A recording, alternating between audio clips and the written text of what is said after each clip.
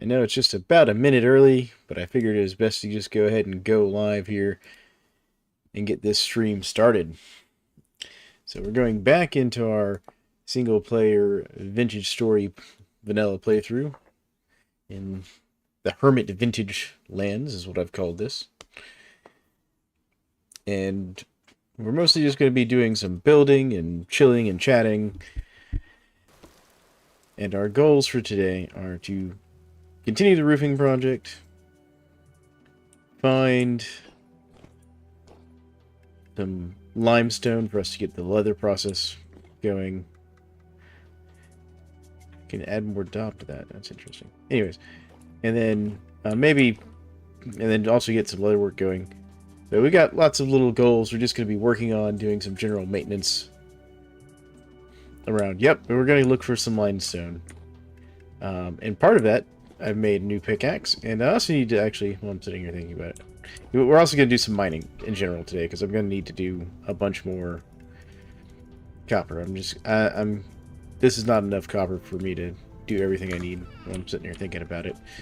Because the first thing we need to do before we get too far into this...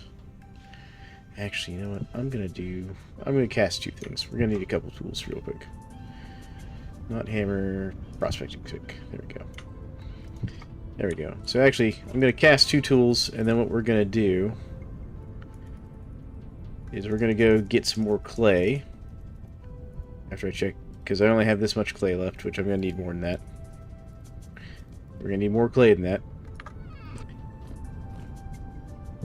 That's not what I wanted.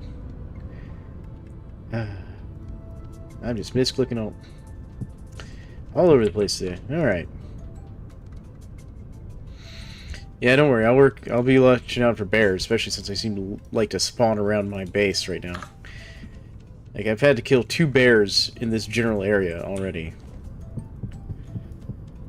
Alright, 6 should be more than enough charcoal to get this going. So we'll go ahead and get that warmed up. And then the reason we need so much clay is because here we have some shingles that I made. And we're going to be making a lot of shingles, because I'm going to be making a shingle roof for this. So I'm just going to go ahead and throw these shingles into here for now. And I'm just going to go ahead and grab this clay here.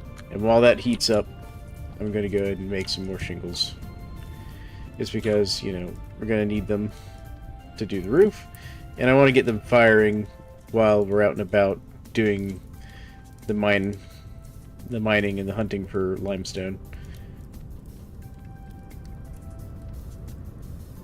It's kind of my thought process.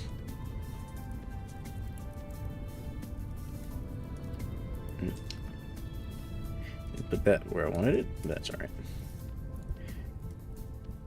There we go. And we're gonna clean that up. There we go. First bit done. How are we doing there? Yeah, we still got some time.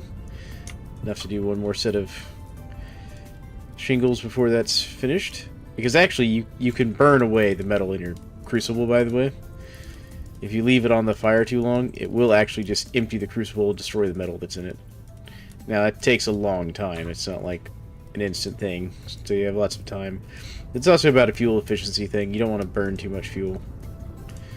Especially since the other thing I probably should work on today, after I do our main projects of roofing and general resource harvesting and hunting for limestone, is I should probably actually start working on some more charcoal. Gonna put this clay back a moment.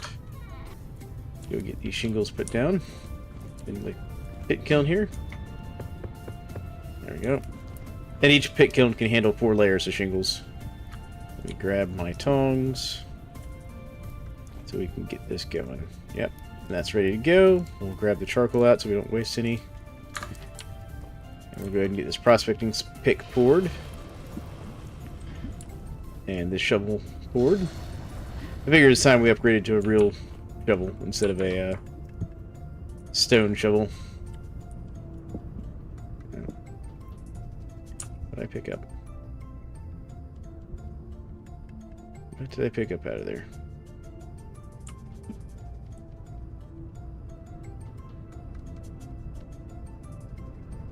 Was it this tool? Was this axe? Well, I'll just keep it. I think it'll be alright. Alright. Where was I? Right. I was going to finish making these shingles here. Let all those cool off.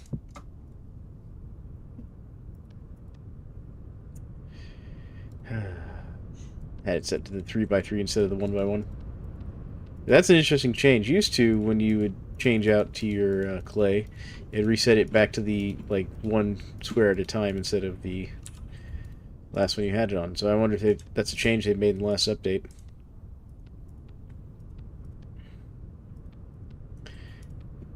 Didn't used to remember what you'd had your function set to. The way you change that is you just press F and it lets you change what style you're using. So you just press F and it brings up this menu. Yeah, we're gonna go north once I get these shingles in the system here and get them processing and go look for some limestone, as well as do some prospecting and mining while we're out and about, because I want to look for a better source of cassiterite than the one that's nearby. It's got a decent reading, like it's probably got some cassiterite down deep, and one of my previous commenters was telling me that it was probably deeper than I was looking. So I'll probably have to go down a bit. And if you can see on the right side of my screen there, I've got some numbers under my mini-map. That's telling me my XY coordinates as well as my altitude. Now, I'd have to check and see which one is my altitude. But apparently what they were saying is that cassiterite, which is tin ore, can be, particularly when you're doing prospecting like I was doing, it can be down like 40 tiers from like the base level, you know, so it can be at like a depth of 44 or something like that, which is pretty deep, actually, if you assume 0 is like the bottom. And apparently you can even get it down at 0 sometimes, depending on how deep you're willing to go. So we may have to go back to my mine and just go deeper, assuming I don't find a better concentration of it.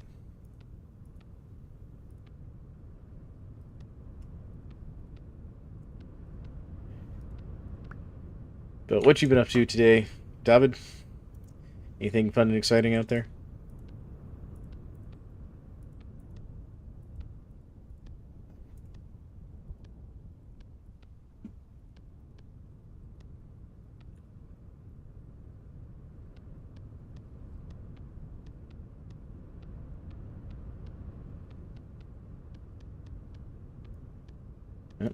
I misclicked there. Go. Let's see, how am I doing? That's 60. We've still got lots of clay left, so let's go ahead and... because I want to try and get a nice full batch of shingles made.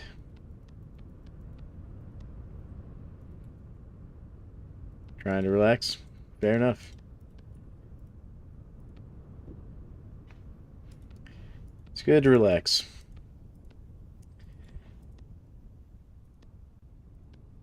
Good lord, I'm just misclicking all over on this batch. Go. Alright, let's see here. How many did that give us? That gives us a fair number.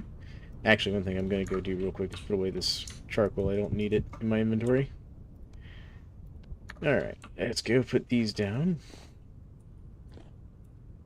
So, let's see here.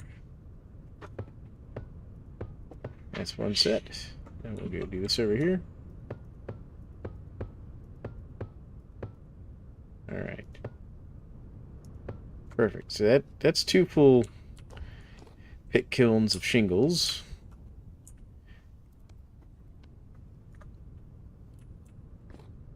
That's the other thing I should do right now. Yeah, actually, that's something else. I'm gonna sidetrack for a second here. Just because to do the shingles properly, I'm gonna need more grass, and I'm running out of grass. So let me grab the tools I need for that. Let's grab that. That over here. We're gonna grab 2 pieces of charcoal. Put them in our furnace. Where's my hammer? Where's my hammer? Like that here. Come on. And then we're gonna... Oh. There we go. I had to hold shift and right click at the same time. There we go. Gonna get that ready. And we're gonna make a scythe. Because the scythe will help us when it comes to harvesting grass in mass. And I'm gonna need a lot more grass. And sticks. Because I've got 2 grass and 6 sticks. That's not gonna be enough. So I'll go ahead and grab my shears as well. For this project. Where am I stowing my... There's my low fertility soil. So I keep low fertility soil around because I like to use it when I'm mining as a kind of cheap mining support. It just makes my life easier. You know, I don't have to use wood and stuff.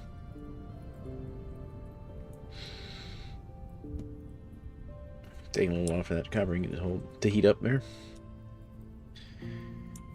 Let's see here. We'll go ahead and put these tools in my inventory just to get them off the hotbar.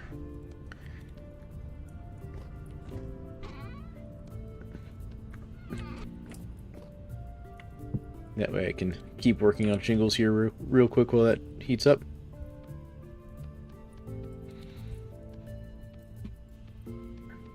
But how's the family doing there, David? Family doing good?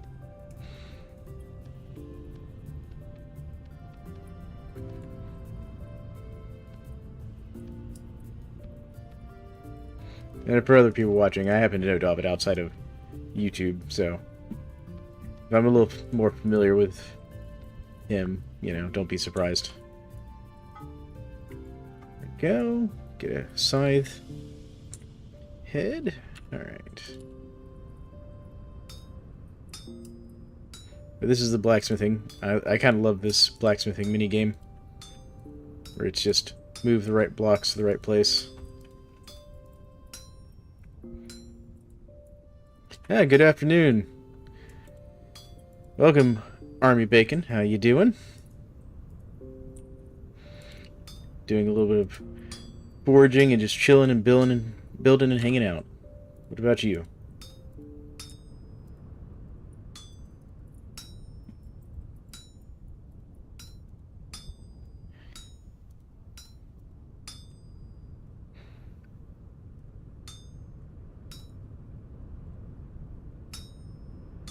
There we go. Almost got this one done.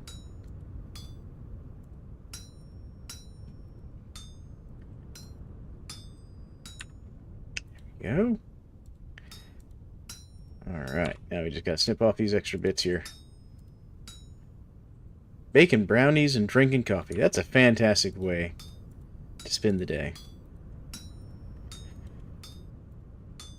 Yep, I'm sitting here chilling, playing a little Vintage Story. Gonna work on some of the just general construction projects and things I've been needing to do in my vanilla playthrough here. Meanwhile, my kid's sitting off to the side, playing a little Minecraft. Oh yeah, the way they did the smithing in this is fantastic. I love it. I could spend way too much time doing it. I also love how they do you know, the clay forming and all that. Just the effort they've put into the crafting in this game is fantastic. And I know they plan to move even more of the crafting away from the crafting window at some point. At least that's what they say on the forums anyways.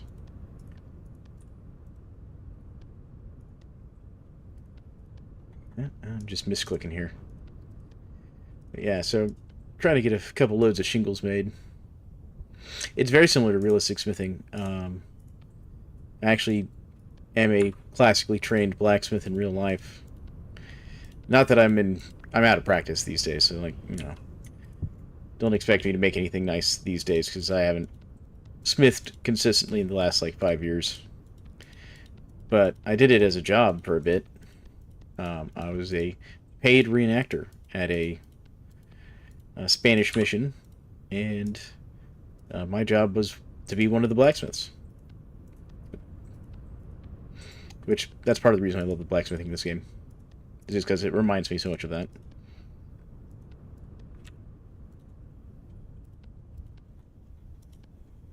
Very nice. What kind of a forge do you use?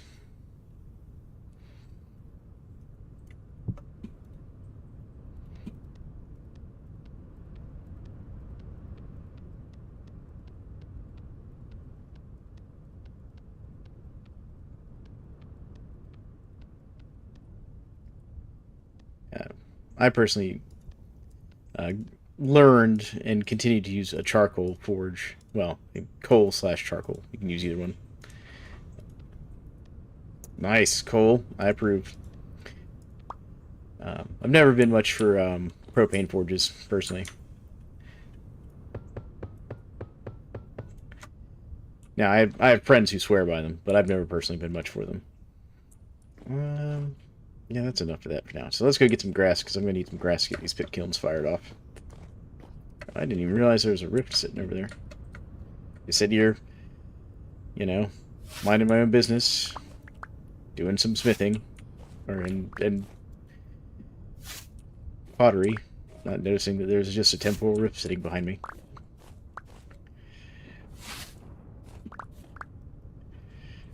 But I also like the way they do the charcoal making this, because my father, when I was a colonial reenactor, and I was a blacksmith at that mission I was talking about, my father was the charcoal maker for the mission. And so he would do charcoal burns occasionally. Small ones, not like big ones. And the way they've got it done here in Vintage Story is almost exactly right of how you would do a real charcoal burn.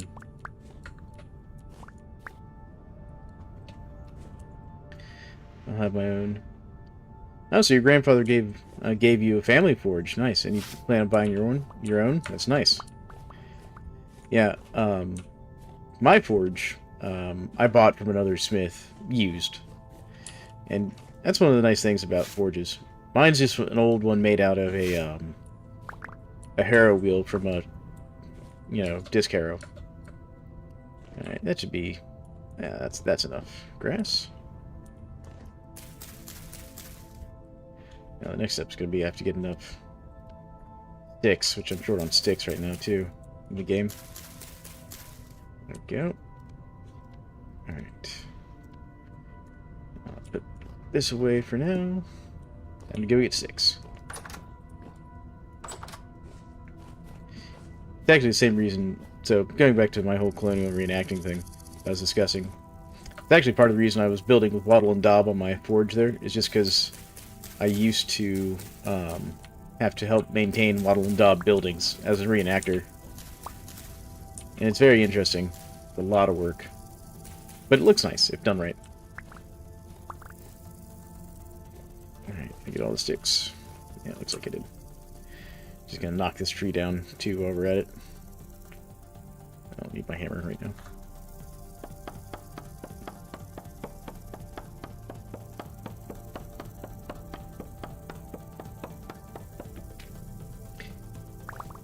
Oh yeah, it was a lot of fun.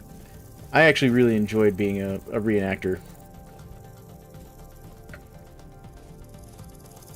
Pay wasn't great, but it was a lot of fun.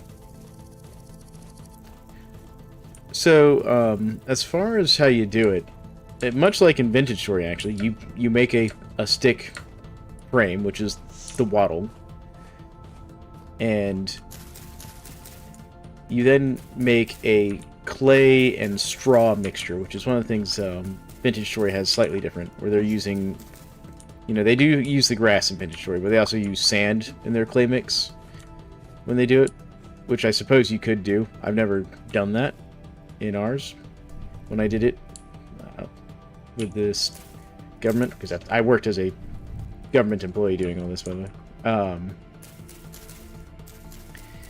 But we used, it was clay and straw, and I think manure was the other component, because I didn't do a whole lot of the mixing of it.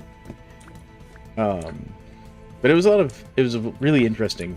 Our carpenter was kind of in charge of the project, because we had a professional carpenter that worked on site, and that was part of his job. I'm just gonna have to get this out. Was to help oversee that. Most of us would just help with manual labor. I I never made any of the hinges for the doors, for example, but one of the other smiths that I worked with on site made all the hinges and hardware that they used in all the buildings and stuff. Matter of fact, you can actually still go to that place and buy from the gift shop hardware that some of the smiths have made there.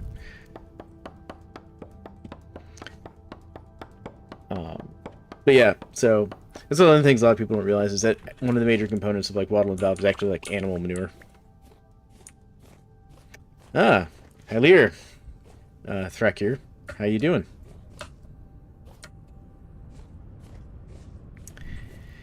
We're just gonna do some chilling and building here. So thanks for coming by the stream. I'm working on the Great Roofing Project, and for that I've started a load of shingles, which I'm trying to fire in my pit kilns here. Actually, let me go and get this out of my inventory here. Do that. Yeah, I'm doing quite well. Thanks for asking. You still working on that coding project? Oh, that's not what I wanted. I need fuel. Do that just so I can see. There we go. Yeah, it is very interesting the way that we made wattle and daub and stuff.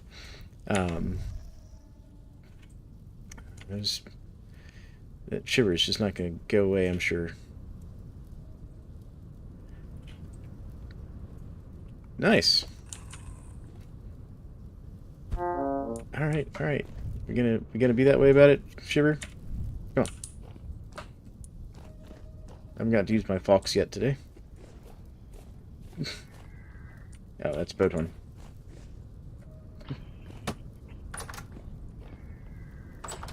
Where is he? I can't see him in this darkness. There he is. Alright.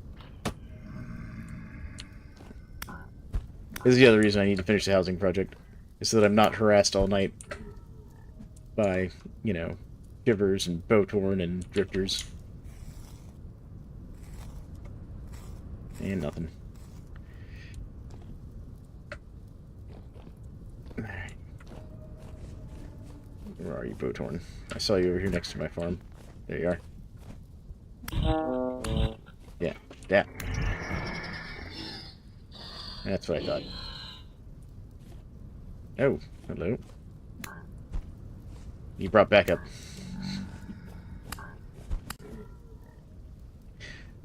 So, as far as the messaging in the game you've been working on, Q, or Tracker, is it just like messaging of things that have happened in the game? Like, you know, event messaging type thing? Oh. That's cool.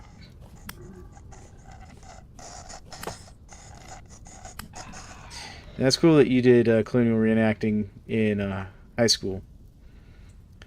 So you said you were out at a colonial site for a few days out of the year?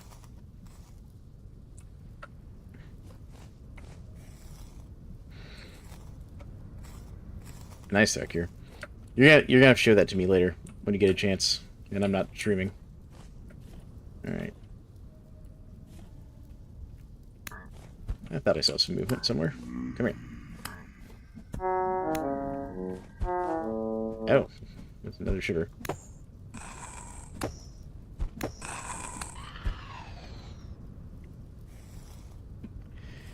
I keep hoping I'm going to get another, being harassed.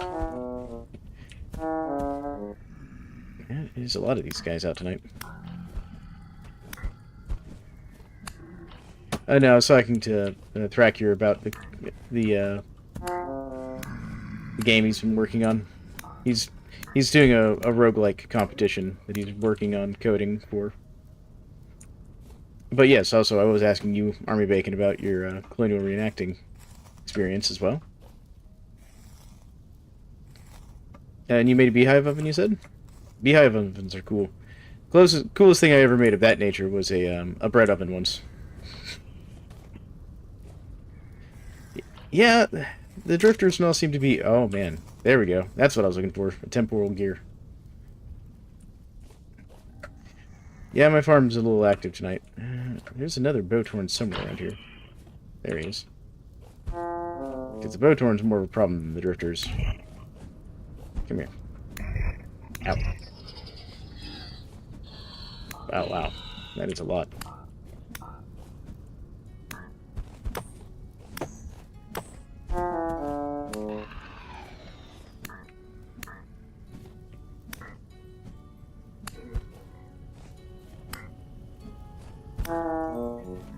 Alright, there we go. Have I finally driven them all off? Nope, there's still one left.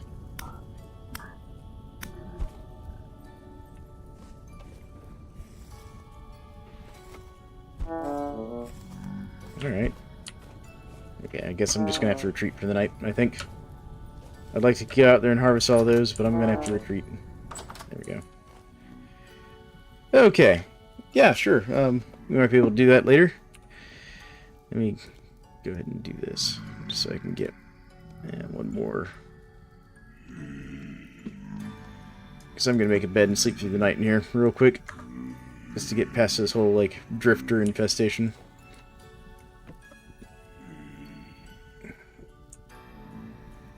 But getting that temporal gear was nice. That temporal gear basically lets us set our respawn point. And I got one in an episode a little bit back in a similar situation where I was getting overrun by drifters in my house. And I was actually able to set my respawn point to inside my house, which is nice. Let's see here. Has the temporal activity calmed down? It has. So let's see here. What time is it? It's in the morning. They should be clearing out.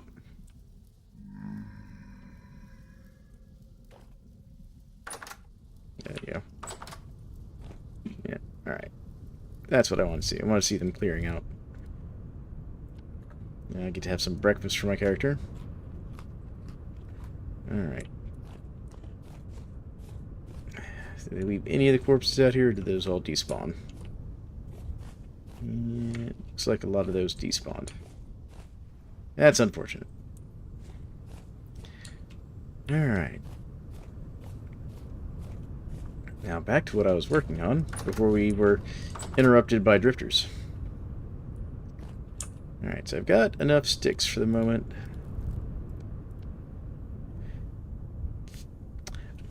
So no, it's actually not built on the Minecraft engine back here. It was originally, so the Vintage Story originally started off as a series of Minecraft mods. But they ran into an issue where they couldn't do everything they wanted with the Minecraft engine with their mods.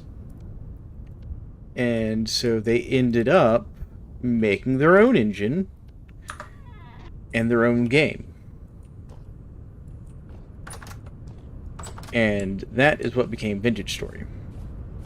Now you can still get the mods that they made for Minecraft, is my understanding. So those mods still exist. And I don't remember the name of them, because I never actually played with them. I've not played much in the way of, like, modded Minecraft or anything like that.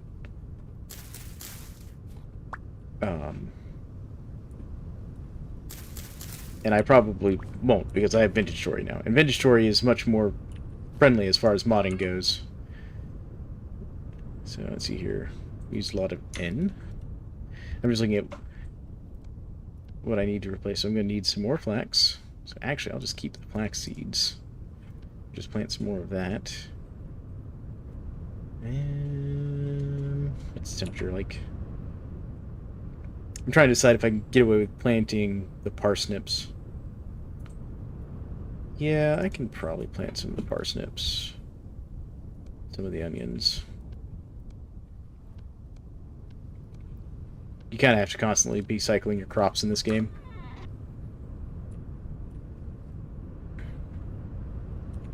Oh. That'd be cool if your game was moddable. That there. That's this one. It's low on K. Alright, so get a parsnip. Right, you.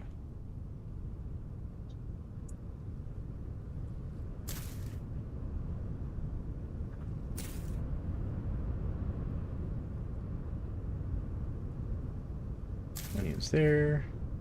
Onions there. Alright. There we go. Yeah. I mean, your game looked pretty good, man. It was very... Just from the little bit you showed me last night, it looks like you made a lot of work. I'd like to see you keep working on it after Jam, because honestly, if you threw it up on like Steam for like $5 or something, I'd probably buy it. Just because, you know me, I like roguelikes, first off. Throw my rye in here. Well, you missed me getting chased around by a whole bunch of drifters, ending up hiding in my cellar, and then I did some farm maintenance, so you haven't missed a whole lot. And me and Dracula here were just talking about Vintage Story. He was asking if it's built on the Minecraft engine. I was telling him it used to be, because it originally started off as a set of Minecraft mods, but the mod makers realized they couldn't do everything they wanted with their mods while limited with the Minecraft engine, so they ended up making their own engine and their own game, effectively. Alright, I didn't get to finish lighting my other pit kiln, because I got interrupted by drifters. Okay. Pit kilns are lit. Pack that away. I'm going to put these seeds away for now. I'm going to put the shears away for now. I do want my prospecting pick and my regular pick. I'm going to put that away. Get the shovel, my other picks. I'm going to go out exploring now, I think. Because I would like to go and find and get some more ores. Specifically, I'm going to go mine some copper nodes I already know about, and then I'm going to go looking for a better source of cassiterite or tin, if people would prefer me just use the actual ore name. Before I do that, I'm going to make some more food for the trip. Won't do any good to go out on a long trip without enough food. Let's see here. I'll just do it out of rye.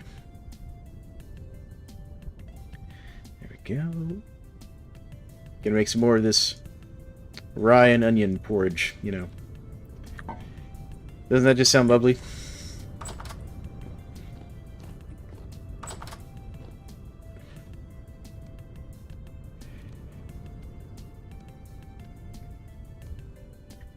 Alright, and I'll just use a little bit of this peat here.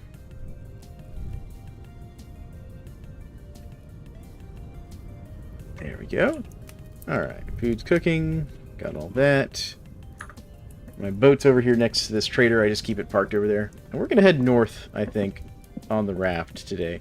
Because I went south a lot in my previous episodes. Like, I went all the way down here, all throughout here, looking for, like, limestone or chalk. And I didn't find any whatsoever limestone or chalk.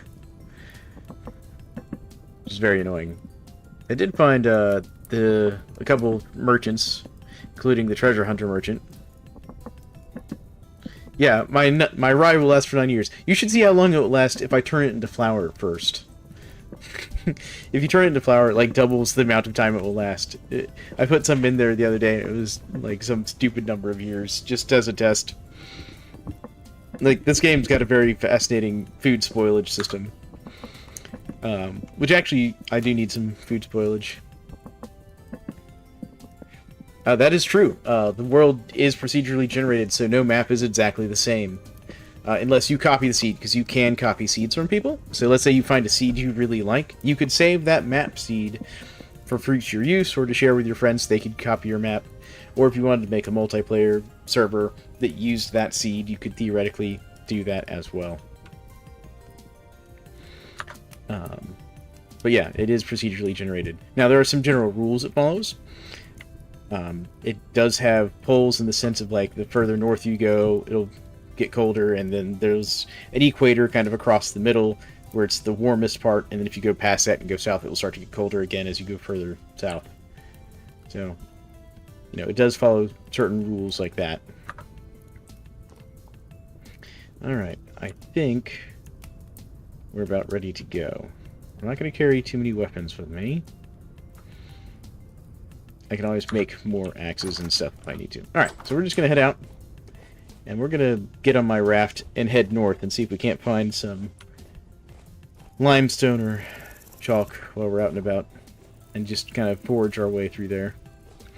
And if anyone's wondering what this little weird hut is on the lake here next to my house, that's where I spend nights panning when I want to pan through the night instead of sleeping.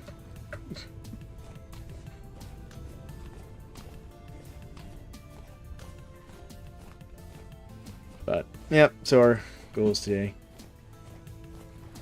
Yes, that is also true. You can find different animals and plants depending on the biomes you go to and areas. So, like, if you go south, where it's warmer than I'm... Because you always start sort of in the north by default. You can change that in your world gen when you're doing it. But if you go closer to the equator, you'll find things like pineapples and rice and stuff. That's a good point there, Army Bacon. There's actually so I found this game on because a friend of mine told me his gaming community was going to play it, and he thought I'd be interested in joining him and his gaming community in it. And so I started researching it, of course, as you do. And I found a couple different people on YouTube that I watch play the game. You know, you're sitting here watching me play Vintage Story on YouTube. I watch other people play Vintage Story on YouTube.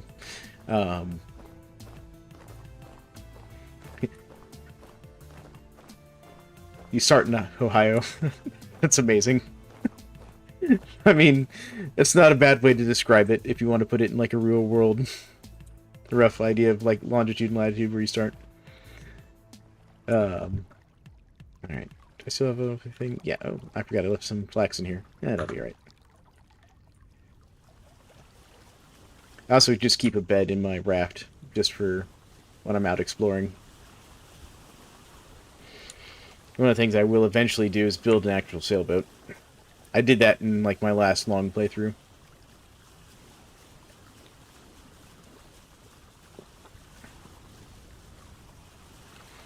And if you're wondering how I did prospecting... Oh yeah, this raft is rough. But the cool thing is you can attach like these little reed crates to it to have some storage. If y'all are wondering how I got prospecting markers out under the ocean, that's where my mine shaft is, where I'm looking for cassiterite.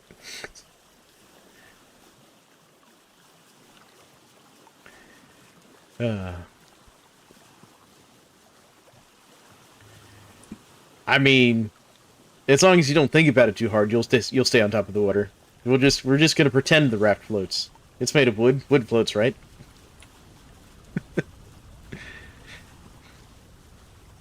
Oh man, yeah, no, it's a real wobbly raft. You should see the crafting recipe for it. It's like 3 pieces of wood tied together with some rope. That's it. It's a lot less wood than I would have expected to make a decent thing to go paddling out on the ocean, especially in the ocean. And I've done sea kayaking. I wouldn't take something like this sea kayaking.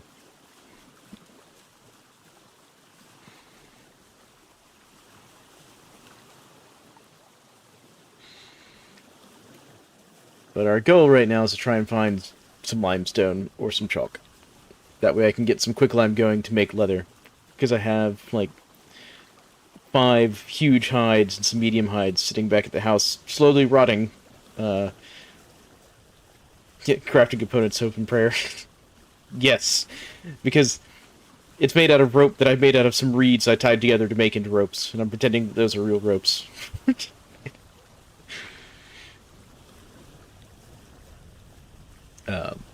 But yeah, I'm trying to get a source of quicklime so that I can actually make some leather. And upgrade to, like, leather backpacks or maybe leather armor. Looks like a whole bunch of chickens on the hill over there. Might be worth remembering in case I want to go capture some chickens.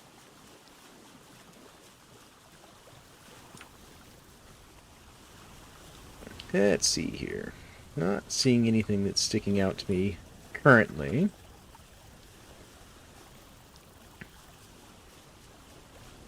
Exactly, 40k orc logic. Which, mentioning 40k orc logic, I'll probably be doing a couple videos on some 40k games, because one of my subscribers gifted to me 2 40k orc games earlier today that he wanted to see me play. You know, you can actually make a red raft in this game. Your raft's color and all is determined by what kind of wood you make it out of. So if, for example, went and hunted down, I think it's redwood or cedar, it would be more of a red color.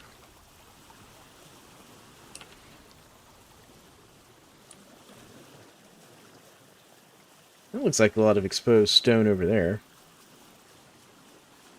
That's all andesite up there on that hill.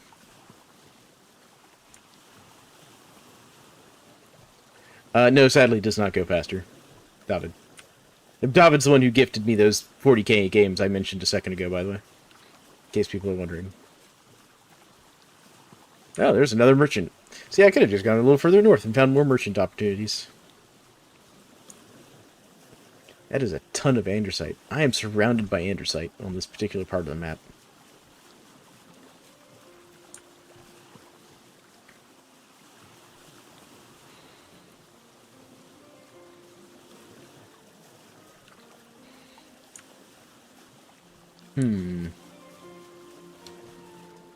Yeah, I see andesite, and that's either conglomerate or granite there. I'm going to stop and see what kind of merchant this is, though. And then we'll continue searching for lime. Just because the not having leather is going to start holding me up. The other thing I need is a lot more flax. I'm going to have to expand the farm to get more flax going. Because I kind of want to put in a small windmill, just so I can automate, you know, my mill. And maybe, if I get a little crazy, build a halve hammer.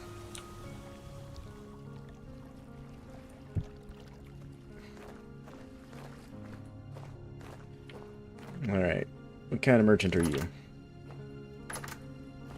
Well, you have one of those, like, player things, a bookshelf. Let's see. It's a luxuries merchant. Alright, so what's your name, luxuries merchant? Alphonse. That's a perfect name for a luxury goods trader. Alright, what you got? He has a Forlorn Hope weapon. So the Forlorn Hope set is apparently like one of the better armors in the game and stuff. An ornate silver spear. It actually is better than my current spear. Well, actually, no. No, it is. Yeah, it is. See, here's the Forlorn Hope greaves. They're broken, though, so I have to fix them. But even broken, they still give decent damage reduction. Oh, so this elk medallion is so you can track your elk when you get a tamed elk. It's got all kinds of cool stuff. Forlorn Hope helmet. Let's see here, he'll buy a noble shirt. See, this is all stuff he'll buy. Just buy gold ingots. How much is he selling? He'll pay you 4 gears for a gold ingot. That is not a fair price.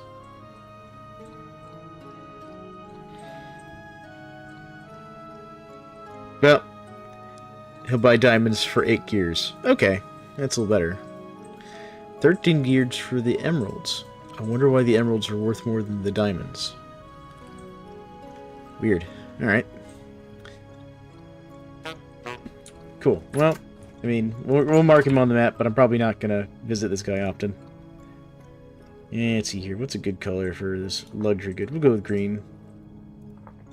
We'll go with Lux, just so I know that that's a luxury goods merchant, and we'll go back to our raft. You want to see what kind of storage? yeah, some of these guys buy weird storage vessels there, Thrakir. Yeah. And most likely that's something that I'll have to buy from another merchant somewhere else, because there is like a economy system of sorts. Certain merchants will sell things that other merchants want. A very common one is, which I actually found, a little trade route I could run for this. So, like, down here, I found a survival good merchant and they sell like wolf puppies. You cannot normally get wolf puppies in the game. You can't just like go out and capture wolves or anything like that. You have to buy them from this trader, and then you can sell them to the treasure hunter merchant. So there is some economic place. I'm just trying to decide right now if I should go east or west. I feel like I'm seeing more rocks on the west here, but I also feel like this gap east will let me get further north, as well as seeing what's more on the top side of my island thing over here. So what do you think, chat? East or west?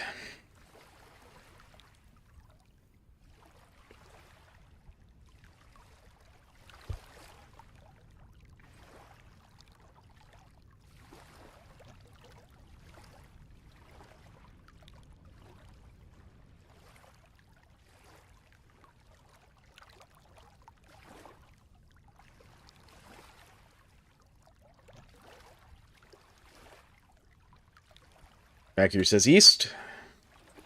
Any other votes?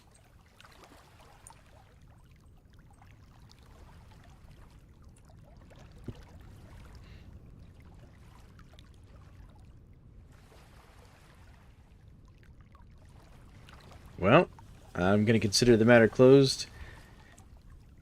East. Alright, that's 2 votes for east. I think we'll go east.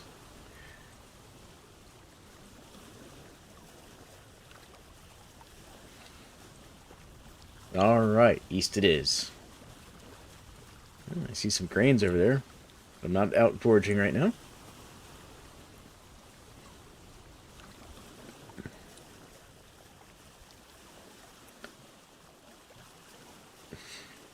Obscure.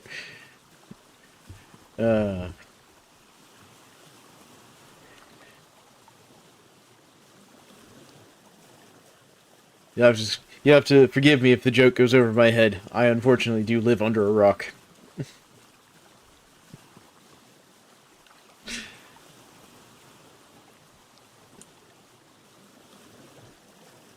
trying to get a look at this interesting rock formation over here. I think this is a set of ruins.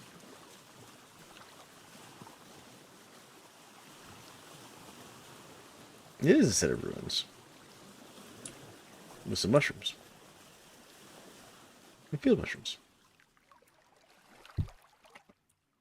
I'm just going to stop and investigate this set of ruins real quick.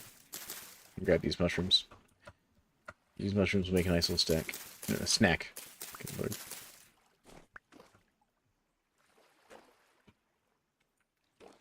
Fair enough.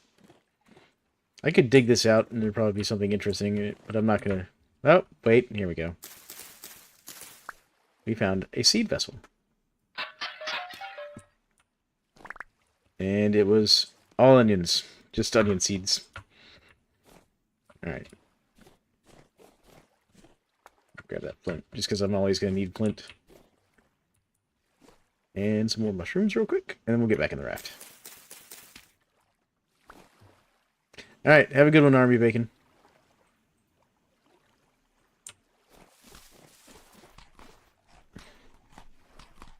Not yet. I do plan on setting a Discord server up, and I'll be adding that to the channel's information. So if you're a subscriber, you'll see all that.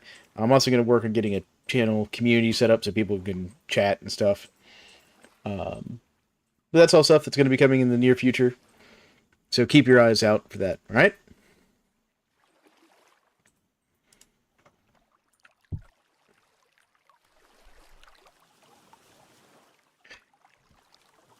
Yeah, I'm just stealing that poor abandoned farmstead's onion seeds. They didn't need them. Because if they were a real farmer, they would have already planted those onions. It's onion season.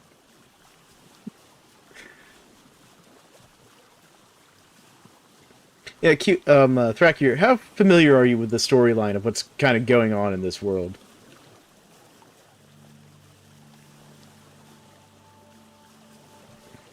That looks like different color stone over there.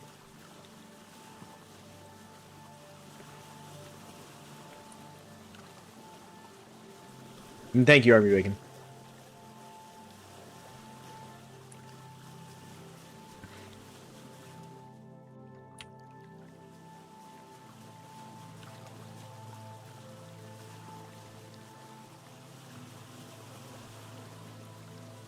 I'm just heading over here because this stone looks like a slightly different color than the granite.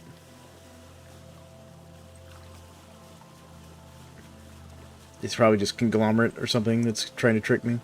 I'm going to go look at it.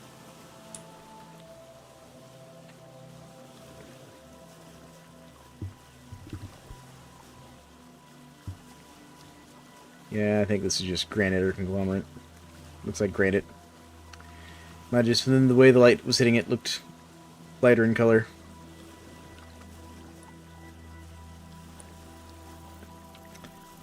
Okay. Well, from a lore standpoint, there's been quite a lot. Yeah, it's just granite. Alright.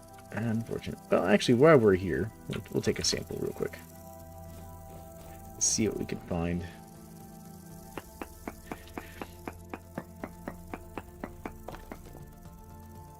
So, several things have kind of happened. This world has been through, like, 2 or 3 apocalypses. And we're kind of, you know, after the latest one, we found very poor bismuth. That's it. Just bismuth. Alright. So, we're not going to stay here. And it's implied that we were from before, like, the last kind of apocalyptic event that happened. And due to things, we've suddenly come back. And that's where you, like, start in the world, is you do that, you go to, like, the first merchant you find, and they kind of tell you that, sort of. They're like, oh, it's one of you, you've been popping up a lot recently. And that's it. That's all the information they give you.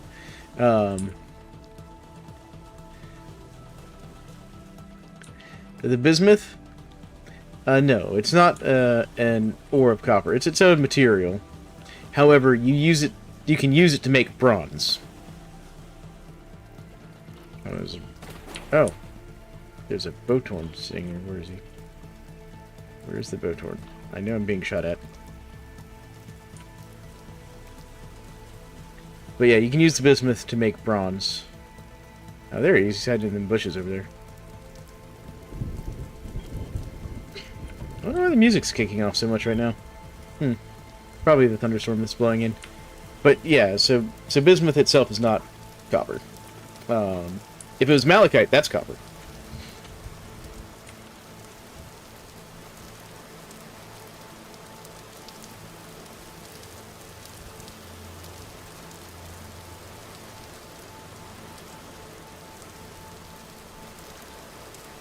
Let's see here. I'm gonna have to do something about my food situation here in a second. What kind of soil is this? Is this medium fertility? Yeah, it's just medium. I do stop for high fertility soil.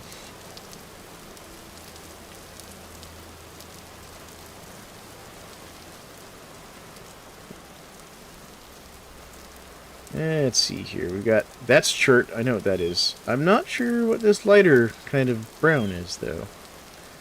That's probably more granite over there. That looks like just a tree of some sort.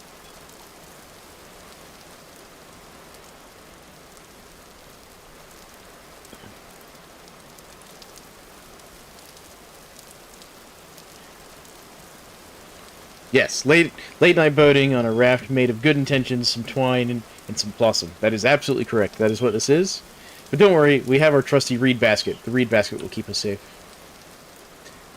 So, and to answer your question, Calahoo's 7, yes, it does slowly lose fertility when you farm on it, but it specifically loses the nutrient associated with the plant. So, for example, if you're growing rye, it loses potassium, if I remember correctly. Basically, the nutrients are divided into, like, potassium, nitrogen, and phosphorus. Or phosphates, sorry. And each plant has a specific type it needs when it's growing. And that's, slowly drain the soil's value of that as it goes along. Oh, hello, that looks like the right color over there. And what you can do is you can cycle your crops as that's happening. Oh, hey, bud. My son just came up and gave me a hug, guys. But you can cycle your crops. Hi, Daddy. Hi, son. Um, to avoid overusing that particular thing. So, for example, what I do is I'll plant, say, something that uses the potassium, say, like my rye, and then I'll cycle over to flax, which uses nitrogen, and then I'll cycle over to like onions or parsnips that uses the potassium. And in that time, the other two, because as it's not using that particular element of the soil, it will restore that one while it uses the other one. So you just kind of cycle your crops through. So it doesn't lower the soil's fertility permanently or anything like that. It just lowers the amount of that available compound in the soil. And what the different fertilities do is they set how much value of each one of those chemicals, for lack of a better term, can be in that soil. With low fertility having the lowest value, I think it's like 25% or something, quote unquote, because that's just how they do it. They represent it with percentages. And then medium fertility is like 50% value is what it caps out at. High fertility caps out like 65% value for those elements. We found limestone, folks. And then what I'm working on making, the reason I keep stopping for high fertility soil is because I want to make some terra petra, which is a soil you make in the game through use of compost.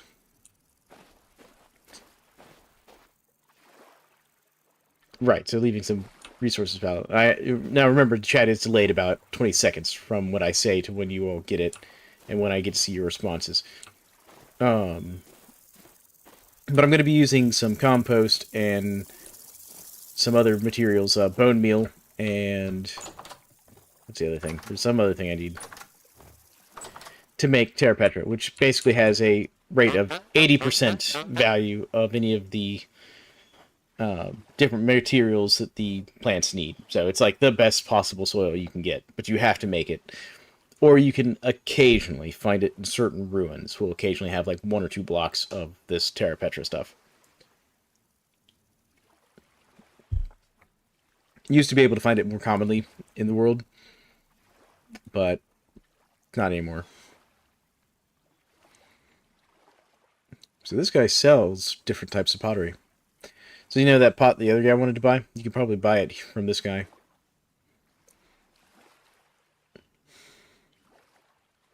Ooh, he buys beeswax. I have beeswax. I could get him beeswax. He also buys peat. Interesting.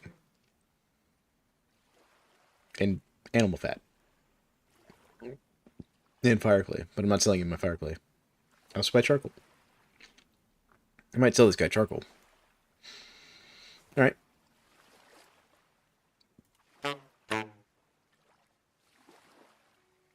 Merchant. And what's a good color? I'm gonna go blue. Art. And I'm also gonna do this. And we'll do need something that will stand out a little bit here. I think we'll go this light yellow color and go limestone. Because we finally found a limestone biome. Thing I've been looking for. That... Okay, it did. That is not a good color, actually. We'll do red. No, I don't like red. Because I use red for other things. Dark blue, maybe? No, that's too dark. Gray won't stand out enough. Let's go with the orange. The orange will stand out enough that I'll see it. Alright, yeah, I know we're hungry. We're hungry.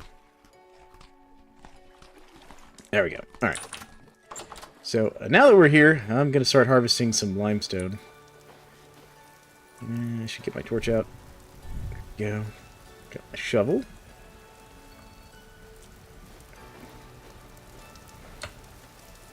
Let's see here. What kind of mushrooms we got? Yeah, we got shiitake mushrooms. Lots of mushrooms here. Alright. I'm just exploring the island a little bit before I start digging up stuff. So we've got chert and limestone here. And ruins. What kind of ruins? We've got a foraging vessel. And it was all grass. And 2 healing poultice. Linen. Nice. So that's actually really good. I'm actually going to go ahead and use that just because I'm low on hit points anyways. And that'll save me some food on my hunger bar. Got some more mushrooms. Gonna take that chert. Or, well, ooh, is this limestone? Yep. Limestone I don't have to dig up. Nice. But you always see me stop and pick up flint right now, too, because I need the flint to make fire clay. Lots of ruins over here.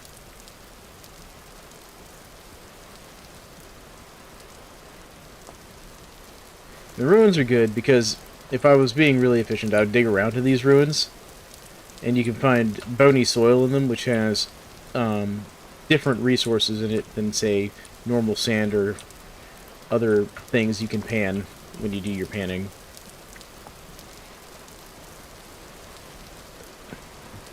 Just trying to grab all the limestone rocks I can before I start digging up sand. They did not bring... Oh, hello.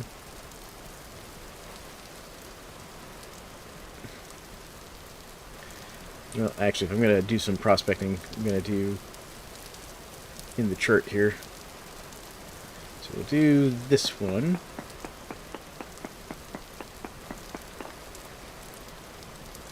Oh, goodness. I was mugged by a pig. Did everyone see that drive-by pig? Ow, ow. Go away, pig. Phew.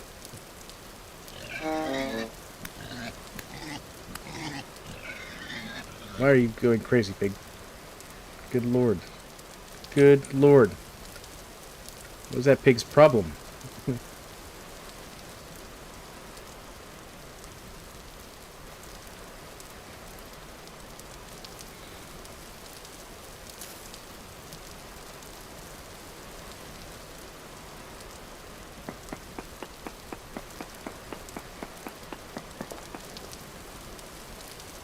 Yeah, that pig was not having it today. He was all about it.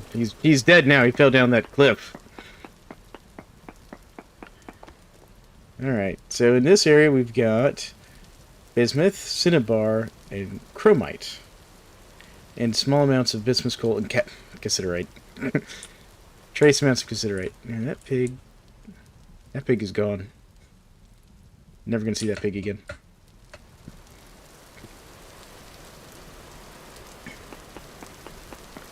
But while we're here, since we were here for limestone anyways.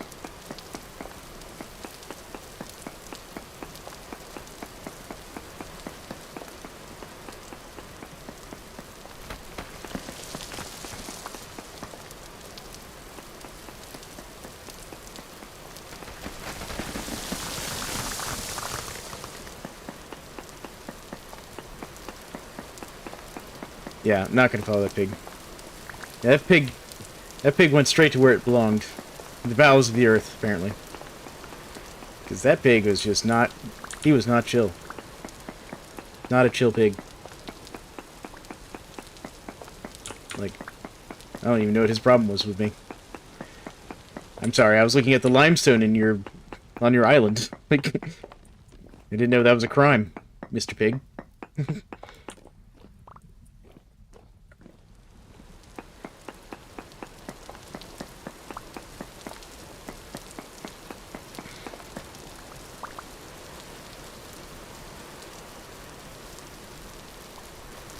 Alright, we're going to put the sand in here. Put my seeds over there.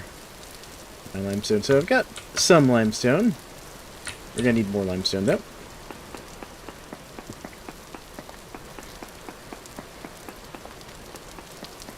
And based on my world settings, by the way, only stone will cause cave-ins like that. Well, that pig is definitely real dead, as I just dropped a cave ceiling on him.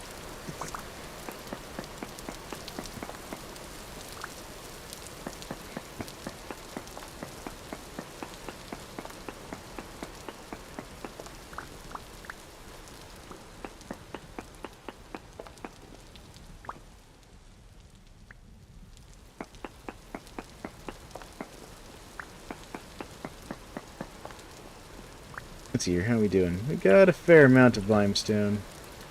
We're gonna need a lot more than that. But it's getting risky to keep mining it. Which are causing a lot of cave-ins.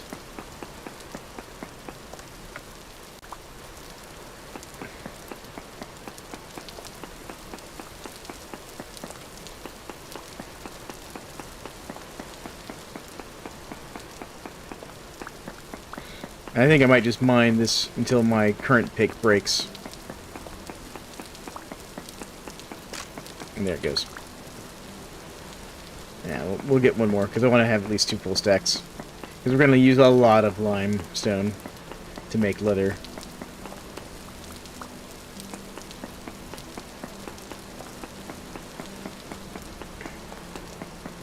I could build supports. Now, as long as I'm mining from the top down like this, it's fine. Because basically, this will always be supported as long as there's something under it. The real problem is I was mining areas like this where it was overhanging a little bit. See, like that, it says instability 50%. It's because limestone by itself isn't very strong. And so there's a couple ways to do this whole support thing. I normally carry around a bunch of like low fertility soil with me, just because I can stack that in there, and if I leave it behind, it doesn't matter. The other thing you can do is you can make actually wooden mining supports. And I just haven't done that yet. There we go. If I can get 3 full stacks, we'll be good for a bit. But now that I know where it is, I can always come back here and get more.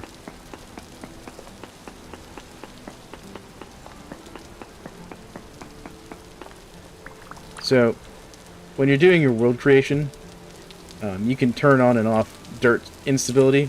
By default, it's dirt instability is off, so the dirt will never collapse on you. But stone instability is on by default. So, like, if you mine out a bunch of stone, you risk a collapse if you don't support it.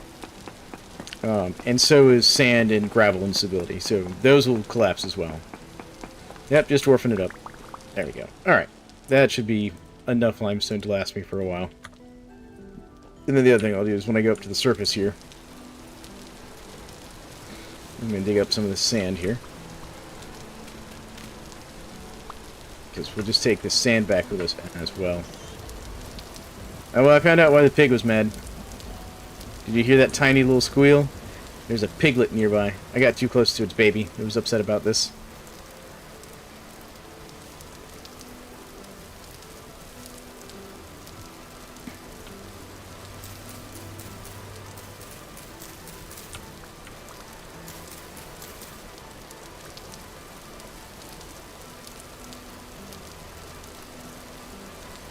Eat a few of these mushrooms here, just get myself a little bit more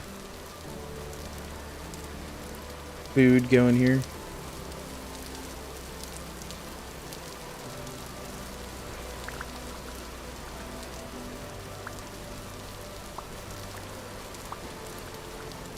Grabbing some of the limestone sand because I can pan it for more limestone and copper and other materials.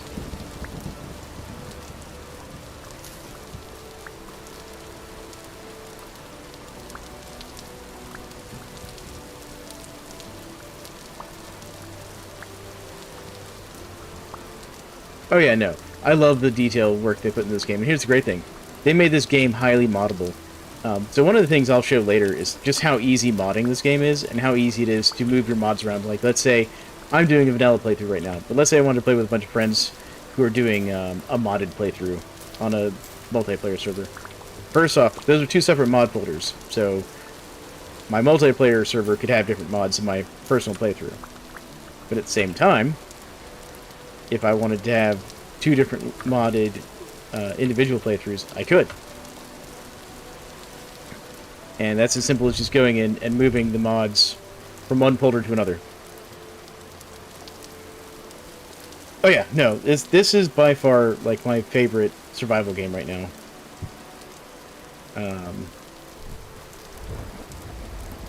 Like, look, it even tells you like how long the food's gonna last in these crocs I'm carrying with me. And one of the things you can do to make this food last longer is I could seal those crocs with, say, animal fat or something like that.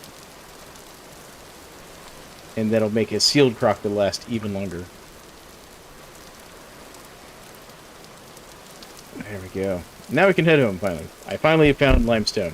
So the one person who voted no, sorry, you are incorrect. As a matter of fact, while I'm actually sitting here thinking about it, I'm going to end that poll because we found limestone. There we go. All right. Now, that actually wasn't that far north. And honestly, this looks like this could be limestone over here as well, simply because the color is so similar.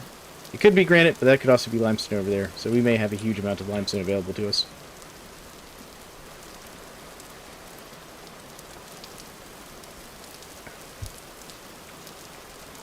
But this will finally let us make leather. That area that we're in is also temporally unstable. You see how my gear is spinning at the bottom of my screen?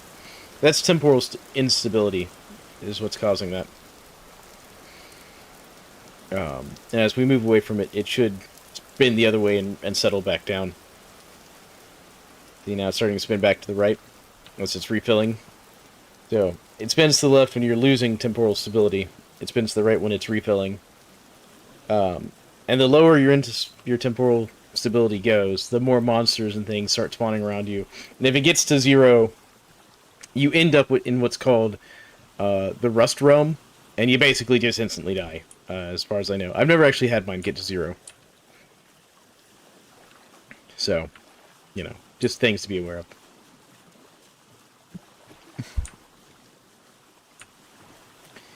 But, and those temporal rifts, like the one that was behind my house, causing all those drifters and stuff to spawn in earlier, that's part of the temporal instability stuff. I actually need to veer more this way. I was going the wrong way. Because I need to go through this gap there. Oh, here we go. We're going to stop off right here real quick. Just because there is an underwater ruin.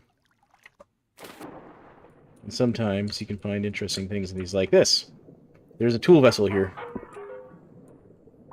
And we got a flint axe and a flint knife, but we're not going to stay underwater too long. I'm going to get my shovel out, because I also saw something else I'm going to get. Since I'm going to have to do some panning anyways, we're going to grab this bony soil. There we go.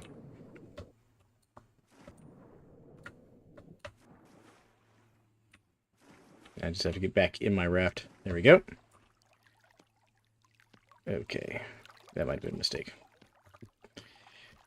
Alright, let's put some stuff in here. We'll put the bony soil in here for now. And that's enough. There we go.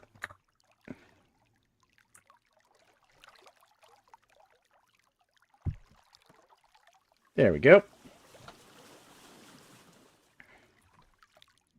Uh-oh, I just heard my wife come home.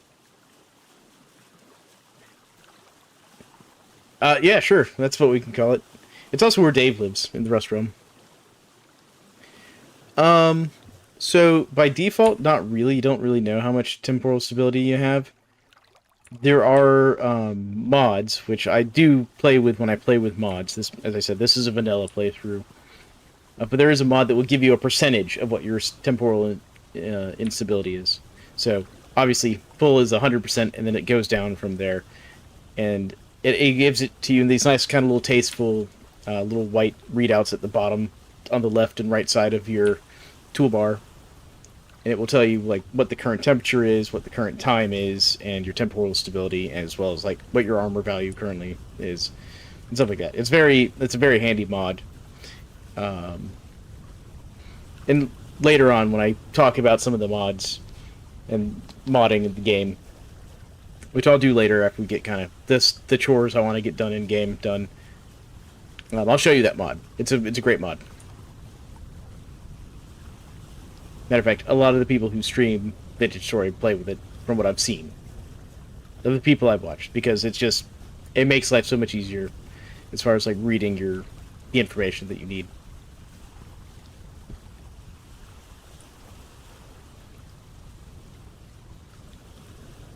I'd be tempted to check out that cave if I wasn't worried about the bowtorn that was shooting at me from there earlier. Oh, little bunny died. Well, we're not going to let that bunny go to waste. Put our limestone in here for the moment.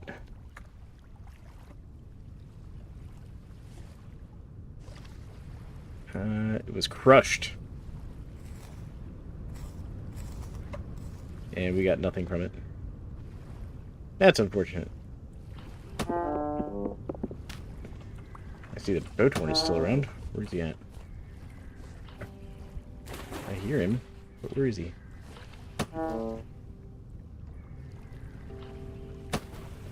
We're just gonna move, because I don't have time to figure out where he is. Where was that Bowthorn? He was still in that bush. See? I'm glad I didn't go exploring that cave. He's still just waiting on me. Exactly. Waste not, want not.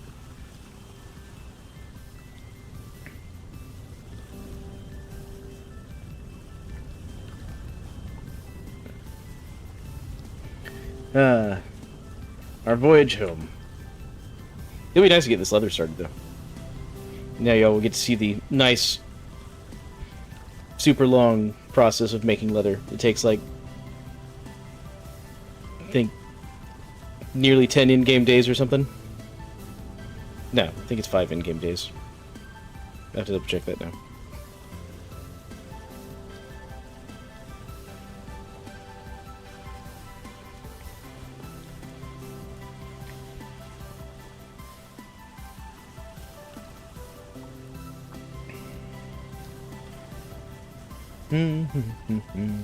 I do like the striations you get in the different rock types.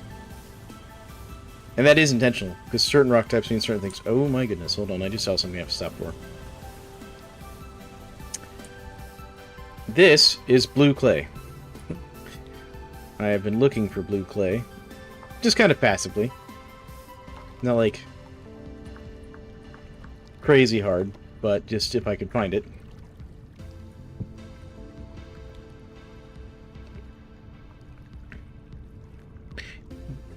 That is true. There is no character-based progression, as far as, like, getting XP or anything like that. It's all gear-based. There is some character-locked recipes, so one of the things I'm going to show you here, I'm going to open up my handbook. And so let's go to recurve. So this recurve bow, for example. I can make this recurve bow. Normally, you would have to be the hunter class to make this recurve bow. Because I'm doing an individual playthrough, a solo playthrough, I turned off the class locked crafting recipes. There are certain crafting recipes that are locked behind certain classes. Now, there's no like progress to unlock them, it's just if you're that class and you have the resources, you can make it. But when I'm doing solo, I turn that off, just so that I can play a commoner and make everything. And the commoners just, they have no pluses, no minuses to their stuff. Where certain classes, they harvest more from animals, or they harvest more from foraging, or they're better farmers, or they can make specialized gear. Like, one of the things I will probably be making at some point is this tailored gambeson. You see where it's got this list of tailored gambeson here? To make the tailored gambeson, you have to be, you know, the tailor class, basically. And it's the best tier 2 armor you can make for basically free, as long as you have flax. It gives you good damage reduction, it has decent durability, it's easy to repair. It has the fewest negatives. It only increases your hunger rate slightly and only decreases your healing effectiveness a little bit. But for that rate of damage protection, it's one of the best, just kind of like middle-of-the-road armors you can get. Now, obviously, there's a lot of armors out there with a lot better protection. Like, you get the chainmails, you get into plate armor. They're just going to be straight up better as far as how much protection they actually give you.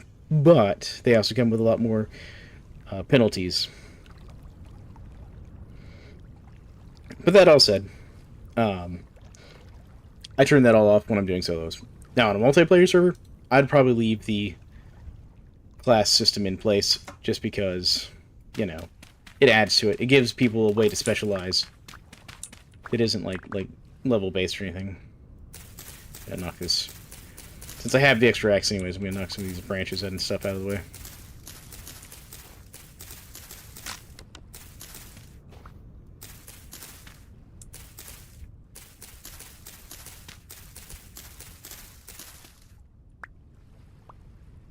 But I hope that kind of explains the progression system. Now, there's a mod that adds like a skill progression system called X Skills that's very popular, and I'm thinking about adding that in my next modded playthrough. But it doesn't change like the gameplay or what recipes you get or anything like that. All it does is make it so you can get certain skills that make your life easier. Like you might get more ore when you're mining, you know, and things like that, based on how often you're doing those things.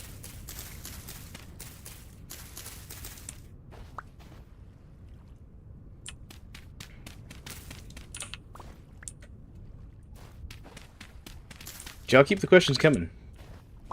This is great. I'm enjoying talking to you all about the game as I play. And that was it. That was all the blue clay that was here. That is saddening. But still, 39 blue clay is 39 blue clay. Not going to complain about that. Alright. Get back on the boat and continue our journey home. There we go. Actually, I can just remove that marker because it's gone. Go. Yeah, because there's none under the water. Sometimes blue clay can also form underwater.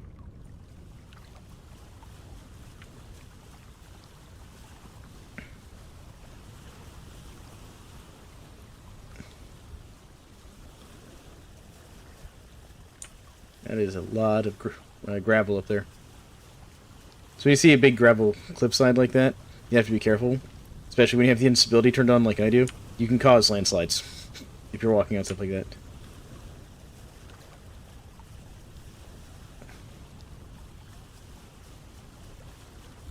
Like that right there, where it's just hanging over the cave.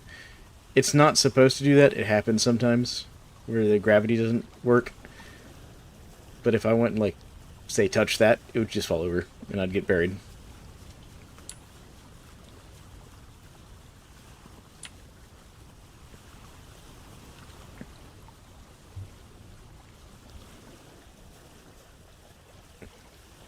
But yeah, right here.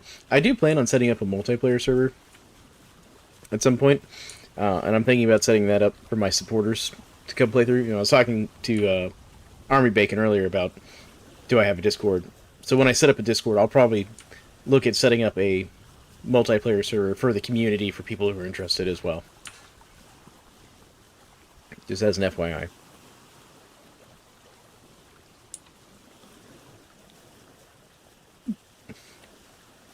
Yeah, actually, so talking about the whole physics check thing earlier, I'm going to show you when we get back to the place where I parked my raft, I head back towards the house.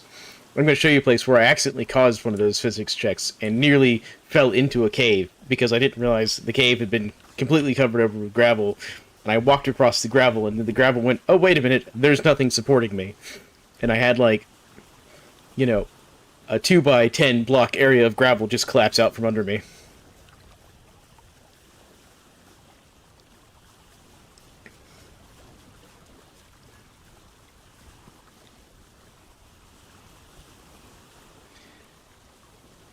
I'm just glad that limestone wasn't actually as far away as I thought it was. This is just proof I should have gone north instead of south the first time I went looking for it. So what gave me the idea to go north, by the way? So I mentioned earlier that I watch other people play Vintage Story. It does feel like Clayton stepping out of Bessie sometimes. But I watched this guy named Ryan, whose channel's name is Hardware Despair, play Vintage Story. And he's doing a snowball or a series right now where the world's just frozen over. And he is absolutely surrounded by limestone. Limestone everywhere. So it got me thinking maybe limestone forms more commonly in colder climates.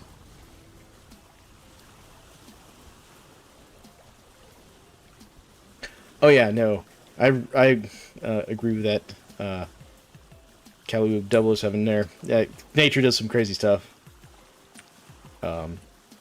Like, if you ever go out here in the States and go to, say, Utah, and just see some of the crazy rock formations that have happened just from, like, wind erosion and stuff, you're just like, how does that giant boulder stay balanced on, like, that 2-foot across piece of, like, blown out rock or whatever, where it's been eroded away by sand and wind?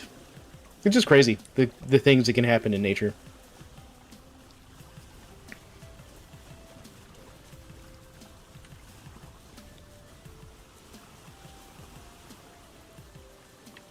Alright, we're almost back to base.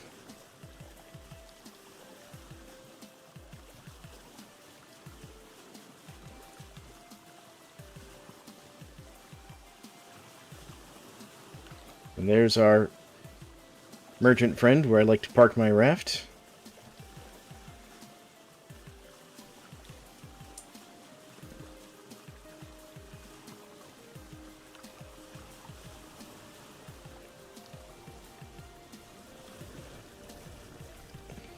Didn't see if the wolves have moved. It looks like the wolves are gone.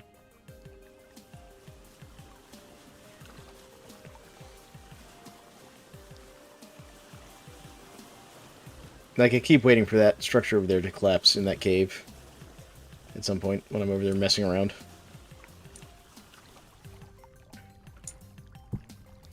Alright, what do we have space-wise here? Well, we can take a couple stacks of limestone with us, because that's the most important thing out of that. So if we come over here, like there's this cave here that I keep looking at because it's got a bunch of what's the word I'm looking for? Quartz in it.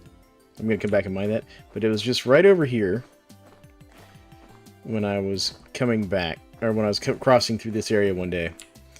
And you can see there's this little black mark on my map that I made, because that's what I just like to do my cave entrances with.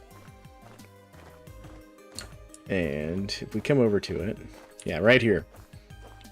I was crossing right here. I'd literally hopped up over this andesite, and it was like right here when it did the physics check, and all this just fell in on me right here.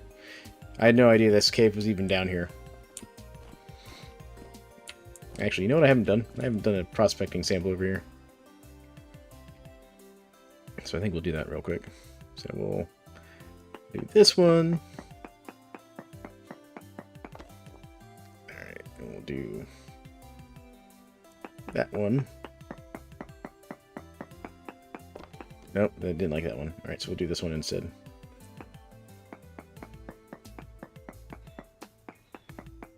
Okay, one more. Let me get away with this one over here.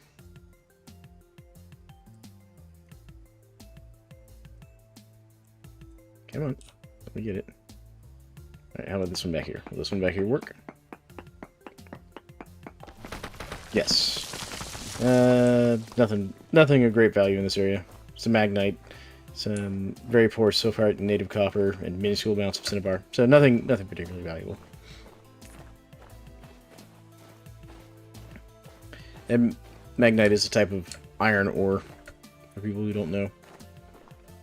Unfortunately, it's a poor reading, so it's probably not worth mining there. It means there's some near enough that it was caught in the check somewhere, but unlikely to be directly there. And that's because it's probably up here in this area where I've got a decent reading, so probably up here somewhere is where the magnite is. Or could be in between the three, because there's a good reading here. Or it's closer in this direction. But that's a later thing. Can't even worry about that until I have bronze sorted.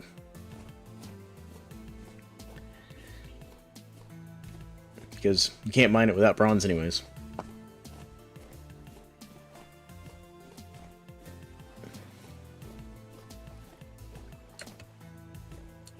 How are these onions doing? Well, these onions are almost ready for harvest. Those are some wild onions I've just been watching. I like to wait until the plants are ready to harvest.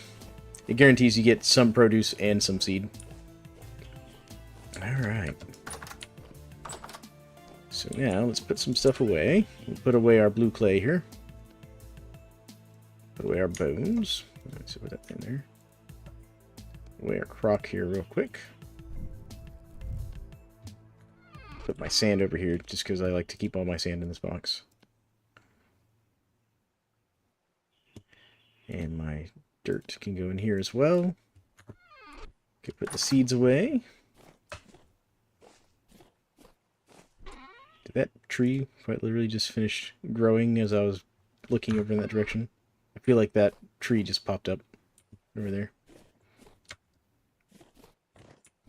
Alright. Put that in there. Put this crock over here. There we go. Still got food. Need to go and just finish this off.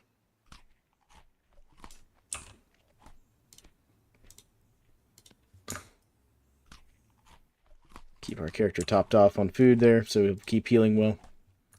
Alright, now I'm going to show you all a really cool trick about grinding stuff, because you're going to have to do a lot of grinding of things. Because I'm going to need one of these full of lime water, so... Right-click, fill my bucket up, right-click that, 10, 20, 30. Each bucket holds 10 liters. 40, 50. 50 liters of water. Now we have to make this into lime water. Alright, you have a good one back here. Thanks for joining me, man. Actually, I'll just put all this in there. And now, see, I can hold right-click and grind this.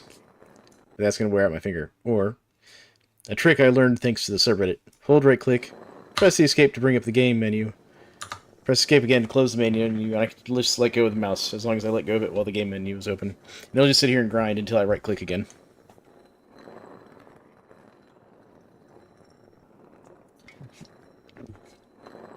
It makes everyone's life easier.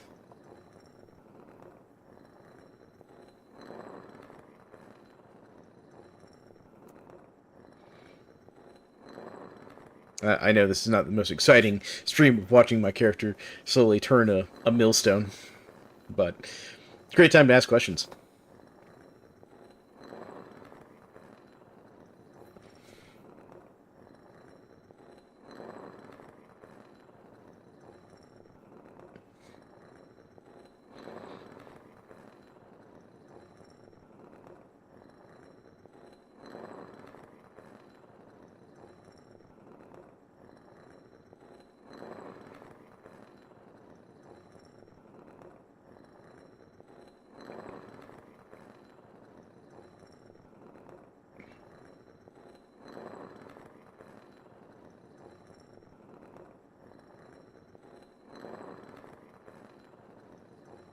Yeah, there should be a toggle option, I agree.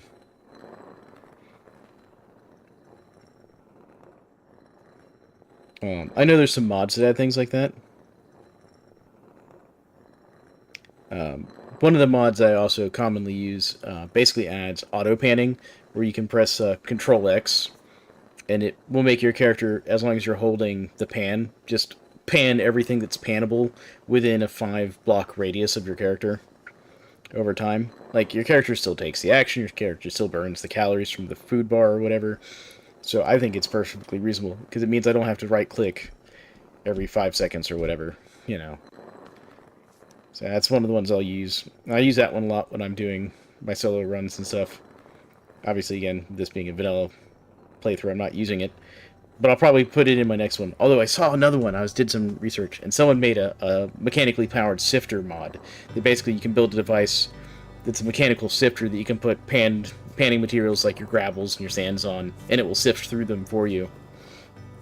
As long as it's connected to a windmill. And I'm thinking about trying that on my next big playthrough. And now, it's kind of a late game thing, because I think they said it requires some iron to make it.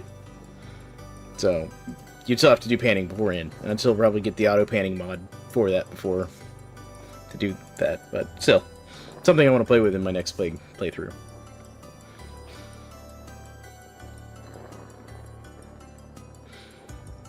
That's also part of the reason in this playthrough I want to build a windmill, is so that I can just have a windmill for the in here, so it'll just grind without me having to do this.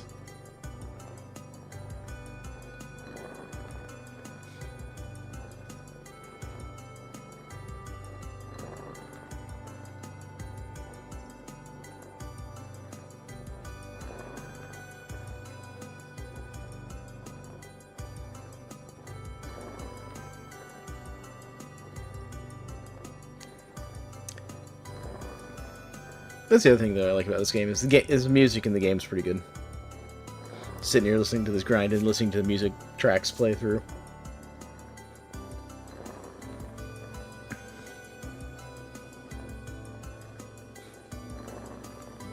Thankfully, it shouldn't take us too long to grind all that.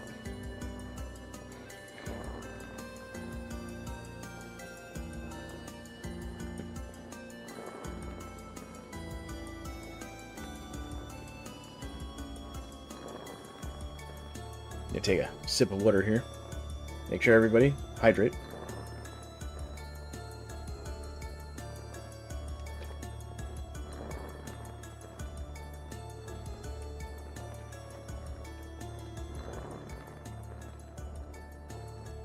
Oh, there we go. And it's done.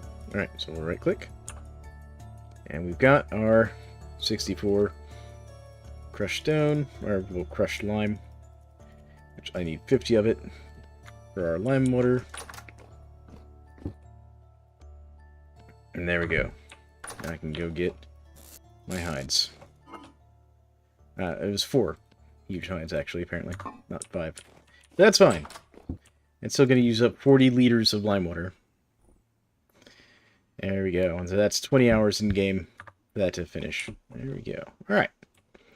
And looks like our kilns are done as well. So that's perfect. So now we can finally get back to the roofing project. There we go. Lots and lots of things to get done. Alright, we get some more. Cool. Now, gonna go ahead and do this to get a whole bunch of hay bales. I like using hay bales for scaffolding when I'm building.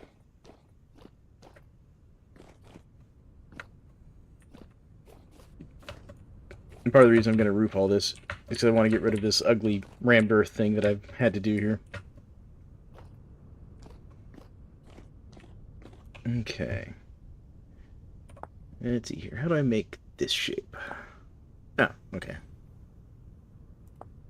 Alright. So, it's what? That? No. I have that backwards, I think. I did. Alright, there we go. Knife in the inventory there. Actually, I'll put this on the hotbar and save my bronze knife that I found. Okay, let's see if I do this right here. Excellent. Got it right.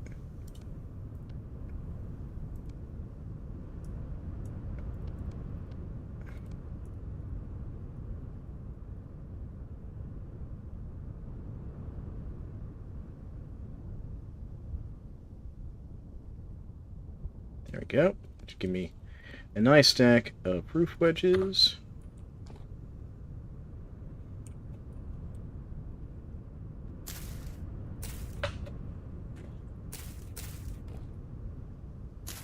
There we go.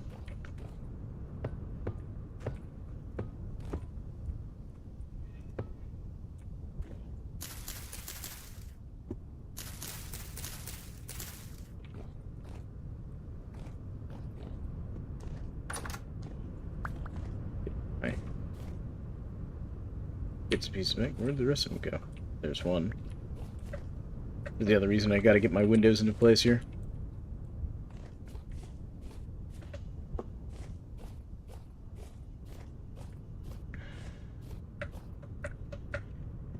Alright.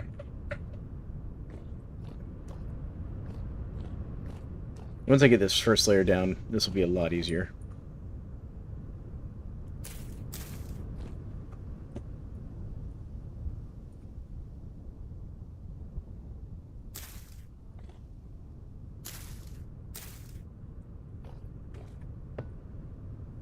I think I actually have... Yeah, I did have one more roof corner. Okay.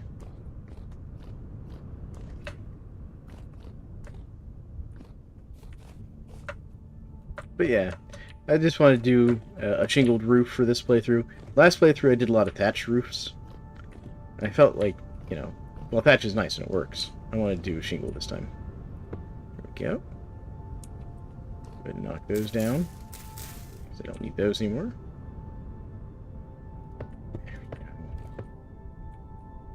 go. Beautiful.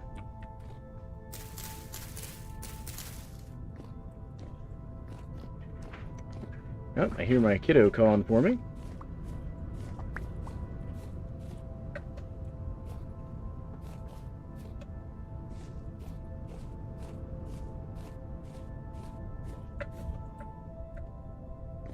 The other thing I need to do is make a lantern.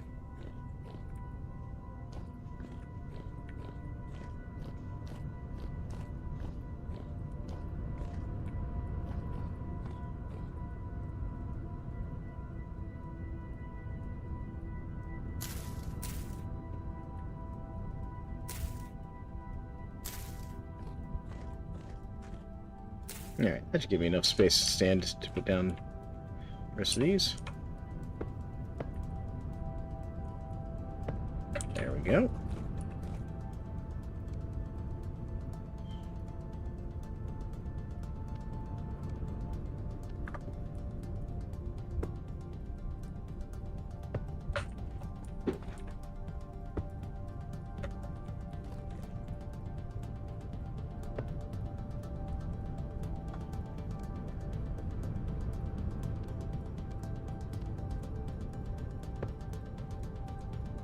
Then we're going to need one of these. There we go. Alright.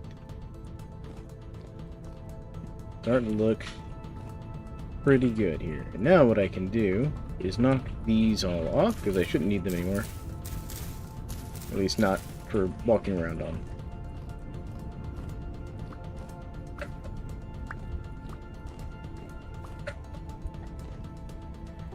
Alright, give me a second, folks. Seems my family needs me for something here.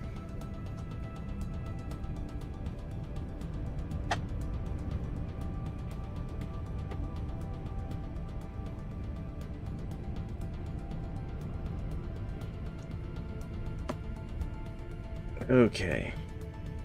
What I think we'll do is we're going to sleep through the night real quick, since it's getting to be nighttime.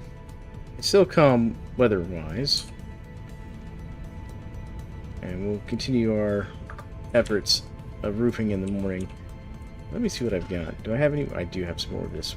Alright, so this is what I want to do.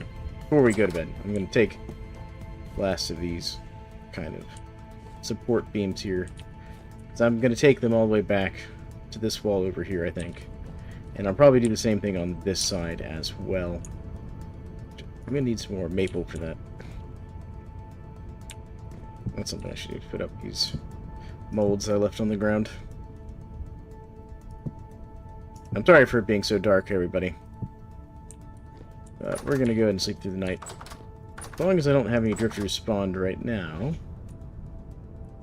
I should be able to just sleep just fine in my not fully enclosed house.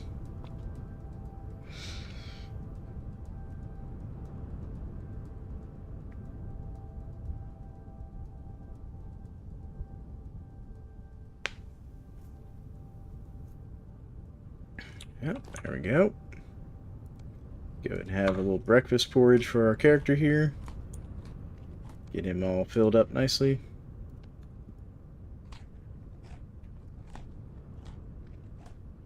There we go. And now back to our roofing project.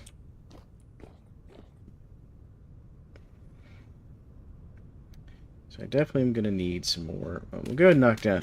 I don't think we're going to do any more kiln work at the moment. So we're going to knock down this ugly dirt thing here.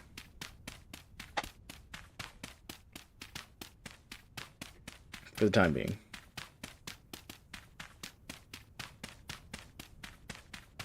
There we go. Come on. Let me get that one.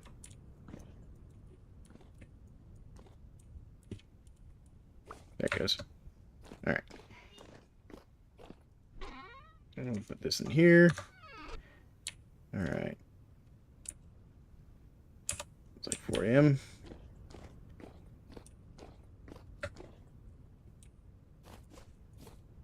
So let's go ahead and get our axe and go grab a maple tree. I don't know if this is oak or maple. We're going to find out.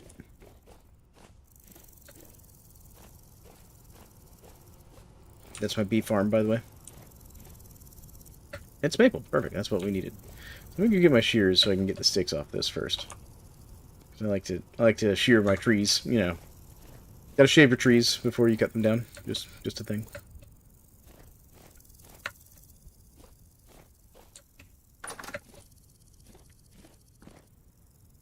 Shears.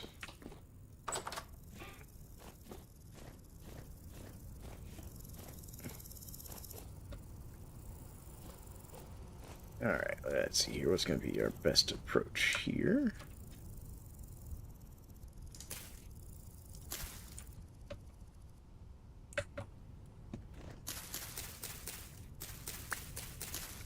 This just helps you get more sticks and more seeds, so you don't ever really run out of trees or sticks.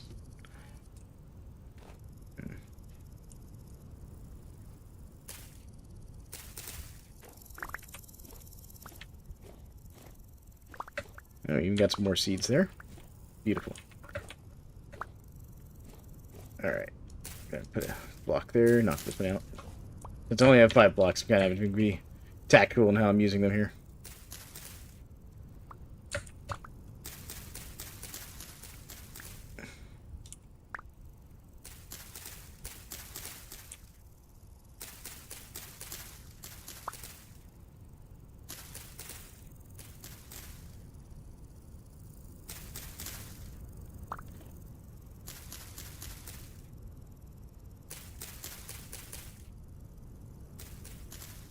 We're almost done.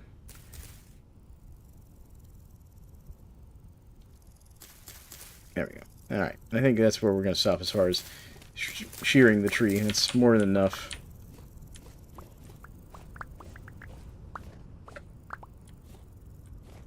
There we go. We get our axe out. We're going to knock it down.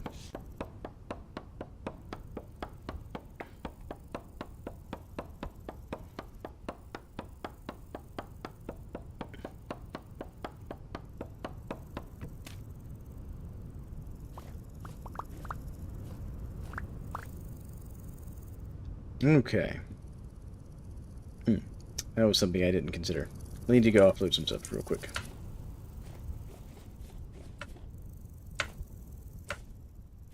Alright. Let's see here. You know what? I'm just going to put the lime in here with the limestone. There we go. That'll be enough inventory space.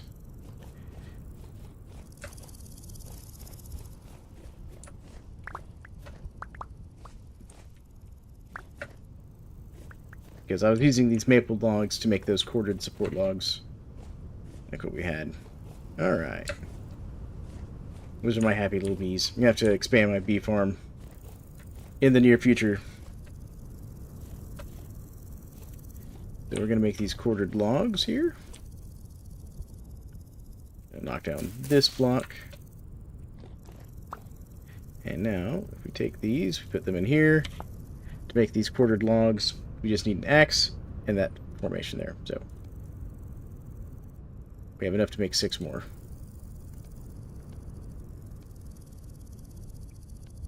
There we go. Kind of impressed my axe still has some durability left.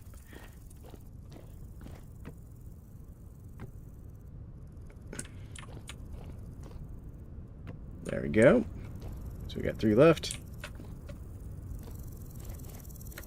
I think we'll need 1 more maple log here.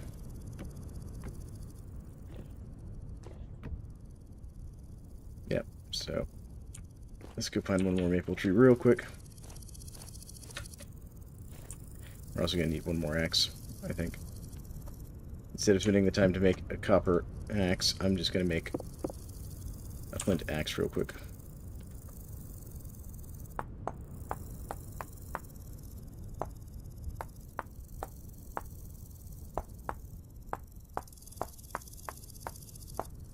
There we go. 1 more axe. We can do that. Put that in there. Put this here. Let's go find 1 more maple tree real quick so we can get this framing done. I know it's not going to be quite finished in this stream. We're probably going to have to stop here in just a minute because it is time for me to go spend some time with my family. But I do want to thank people for coming and hanging out and watching my stream, chatting with me, telling me interesting things about themselves. y'all have been a great audience. I just want to thank y'all for your time. It's been fantastic.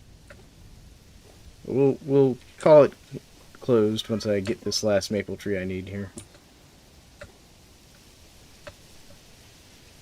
I can figure out an easy way to get up to this maple tree. Heard something. Oh, here's a maple tree. This won't work. Right here. If I was going to be super efficient, I would get sticks off of it. I'm not going to worry about that.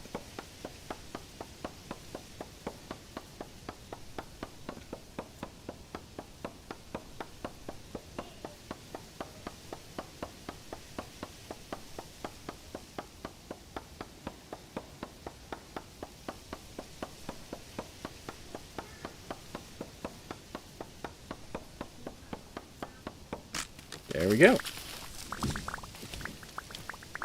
Nice stack of maple logs, a few sticks. There we go. And there's the oak, which we're going to need now that I have lime water.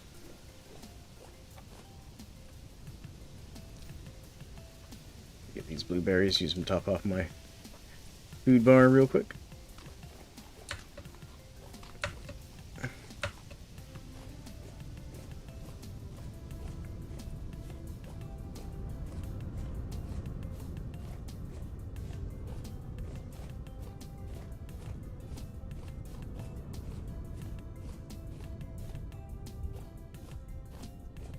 All right.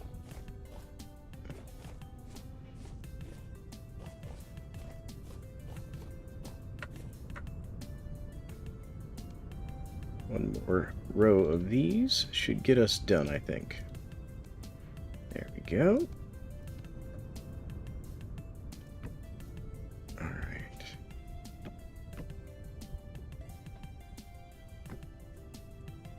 Now, what do I need to make the corner piece? I need 3.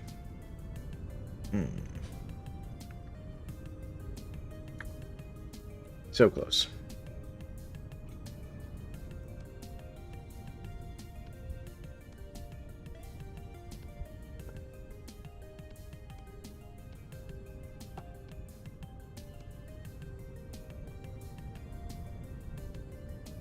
There we go. Beautiful. Alright, so now what we can do is we can knock the rest of this dirt out of here.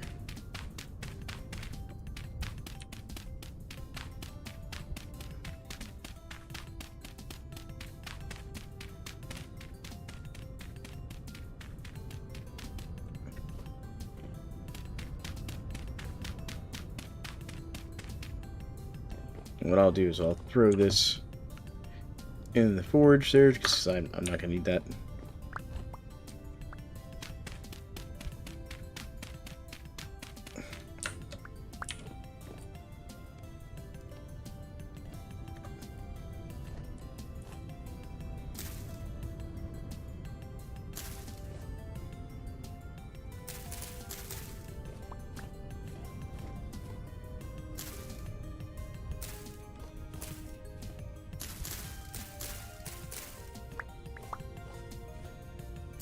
There we go. And now we have our scaffolding to continue our building project. We'll go ahead and put down this last one of these real quick. Yeah, we'll put it down like right here. There we go. Alright, we're going to call it there for today, folks. I want to thank you all for joining me. It's been Thalen McBrom, streaming Vintage Story. This is my vanilla playthrough. We're just doing a bit of building and chilling, as well as looking for the elusive limestone, which we finally found. So that's been a great success today. Again, oh yeah, they're mostly for aesthetic as far as those corner pieces go. It